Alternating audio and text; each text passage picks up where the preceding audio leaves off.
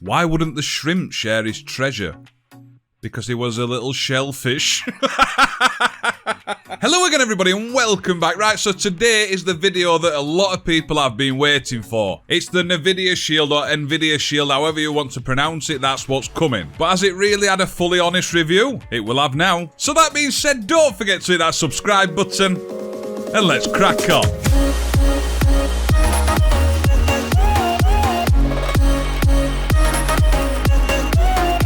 Right, so I did purchase this from Amazon and I will leave a link in the description down below of where you can get it from. But this is the box. I just think it looks cool. I've had it a few weeks and I've not even opened it yet. It's been killing me. So like we do on this channel, we don't actually do a full unboxing because they bore the life out of me and you. But let's see what's in it though.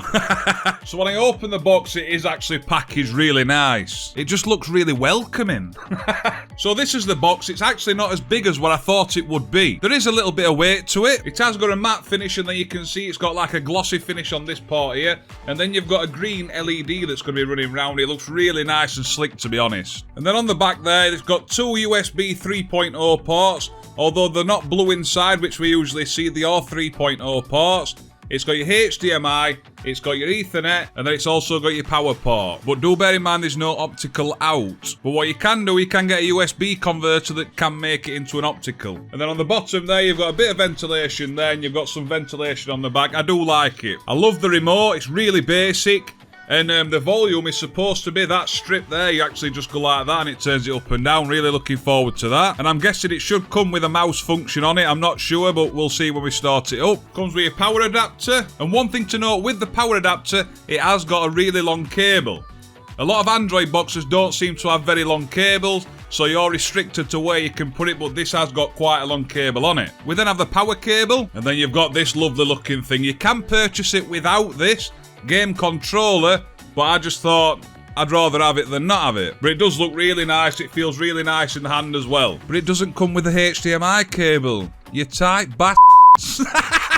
Right, so I'm quickly going to start it up, show you how it comes as standard. Then I'm going to go set it up properly, sign into all my accounts, and then show you what you can do on it, how it performs with different tasks, and what kind of qualities we can get, and then also the different specs and things, the pricing. Right, so quickly, when I did the little unboxing there, I said that were a power cable. It's the one for the gaming controller, just so you know. And one more thing I want to show you is there's no batteries in this remote. Well, there are, but I think they're going to last quite a long time. At the end of the remote there, you push in the little button, and then it pops out like that, and as you can see, it comes with like hearing aid batteries. So that's how you change them. But when I've gone on, signed into the internet and all that kind of stuff, signed into Google, comes up like this and asks you if you want to add the apps that are on here. So I'm guessing I can add the ones I may use, so if I add a couple there and then continue to add 2 apps, and I'm going to restart it because it's telling me to. Right, so I'm not going to lie, when I have just done the update and went back in and it asked me to continue, this remote didn't seem to work, so I had to connect this one. For some reason, I don't know, it might just be me. But now it's all working fine again. But a nice little addition is you can just use the gaming controller to do everything if you want. You've got a nice interface, Android TV.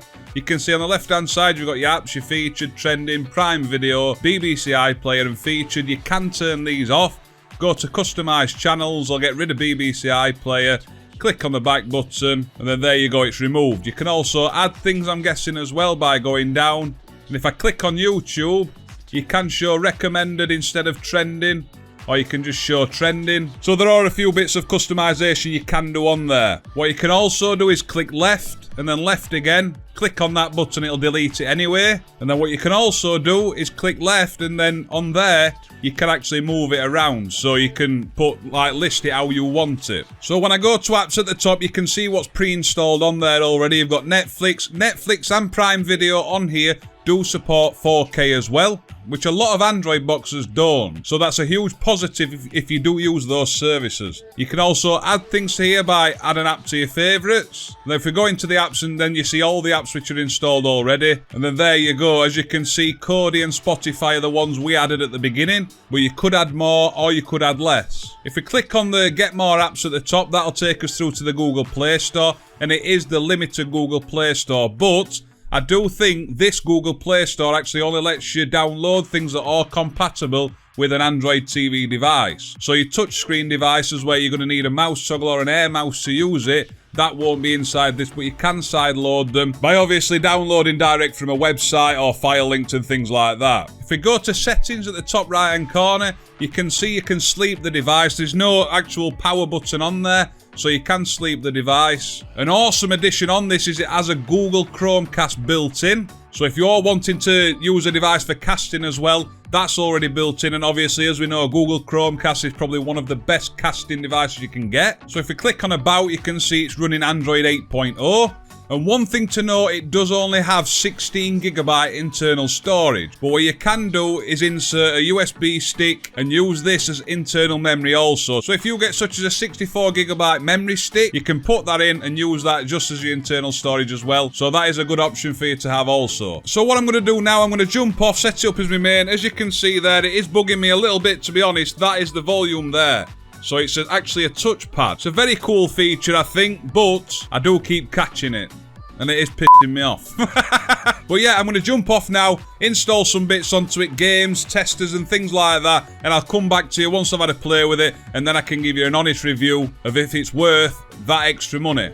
Right, so I've set up the box, I've installed a few things, and I've got to say I am impressed. I do think this box in particular is aimed at gaming more than anything though. But for any app, it's working flawless. Simply, I went into the Google Play Store, installed Puffin browser, and then I could go onto letscrackon.org, install what I wanted, file links, stuff like that. What I will say, which is a huge positive as I do on all boxes, it does allow you to access the top bar inside applications. For those who don't know what I mean by that, the hamburger menu there, some boxes don't allow you to go to the top bar, but this one does. And honestly, if you had one which didn't allow you to do it, it would get on your tits. Get on your titties. So I did hook up Netflix, I signed in, and then you were allowed to play, and honestly the quality on that is awesome. I also signed into Prime Video, which also comes pre-installed on the box, and that plays in awesome quality as well. And then on YouTube, this is 4K video, it's playing absolutely flawless, loads up really fast. And as you can see there, the quality we are playing in is 4K. Doesn't that just look like paradise? Although it doesn't look like there's many pubs. So one of the main features on this box I have found is the GForce Now. And this is, obviously, it's for PC gaming mainly. And it's all the games that are supported by Nvidia. So as you go into featured like that, but what you can also do is just have the category as free with Shield. So all of these you can play for free. You don't have to install them to your device. You can play them straight through, so you're not taking up any storage on this device. So one of the games it does allow me to play is Fortnite. Like I say, there's no install, you're just clicking on play and you're good to go. I have noticed when you are using the gamepad, there is a little bit of lag when you're turning and things like that, but it is playable. But you can also hook up a mouse and keyboard and it works fluent. It works really well. There's no lag at all. It's just as good as playing it on a high-end PC. They've also got the Mario, and honestly, this works absolutely awesome. There's no input lag whatsoever when using the controller. It works really nice. And honestly, I'm no good on this game, but I'm going to try and get that top flag. Come on, Mario, you can do it. Go! Oh, so close! And then I thought I'd install this game from the Google Play Store. It's Asphalt, and it works awesome. It really does. Don't know what I did then, but that looked awesome. But as you can see, when I'm driving, there is a lot going off around me, and there's no stuttering, no lagging, and it's working really nice. I've won. I've won. The only thing that's bothering me with the remote that comes with it is that volume. It is awesome how it's just a touchpad to make the volume go up and down, but I keep catching it. It keeps coming up at the top. It's doing my head in a little bit. Right, so I'm going to do a speed test. And like I said, I've been using Puffin browser and it's been working awesome. This is not connected by Ethernet either. This is all over Wi-Fi. And my usual speed is 220.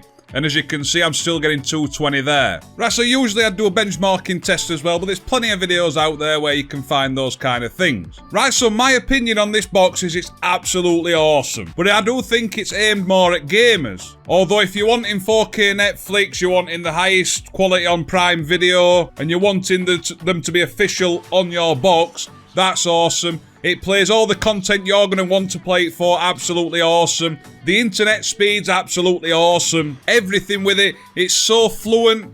The buttons, everything, installing stuff on it, it was so easy to use and it was just so responsive. Like I said, when playing games, I wouldn't imagine an Android box like this could play games like that, especially at the highest settings. So yeah, would I buy one of these? 100% I'd buy one of these. You're not going to need to keep changing. To say it's only got 3GB of RAM and 16GB of storage, I know you can add storage to it as well, like we said with the memory stick. I didn't expect it to perform how it's performed. Even when it's coming up against 4K content, I know the box isn't brand new, it just starts up instantly and plays smooth.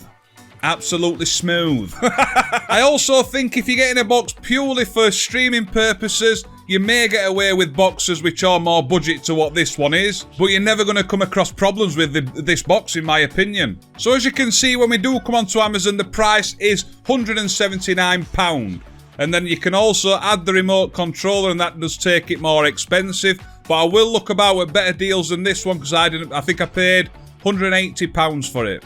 And that's including the controller. There's a few of the specs there. As you can see, the operating system is lower than the one we've just used, so that must be an older model. But I will definitely have a look about and put that link in the description down below for the best deal and most up to date. Right, so there's not really any cons with this box. The only con really is when I was playing Fortnite, there was a little bit of lag using the controller. But that's a bit nitpicking. When I was honestly playing content, absolutely awesome. I love it. This is going to be my main box, and I will do another review video in another month or 2 months once I've figured everything out and once I know how everything works. But I can't see me telling you not to buy one.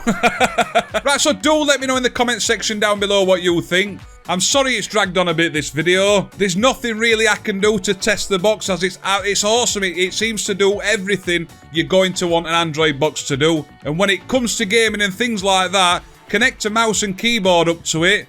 You're just like playing on a high-end PC. And you can also connect up to Steam as well to play your PC games in that library also. So yeah, I'm going. That's me. Done. That's awesome. Right, so I hope you enjoy the rest of your weekend. Don't forget to comment down below and let me know your thoughts on it, or if you own one, what you think. And don't forget to hit that subscribe button, and I'll see you soon. Ta-da. For those wondering as well, because I am the most honest reviewer on YouTube, as we all know. This is by far the best box I've ever tested. Ta-da.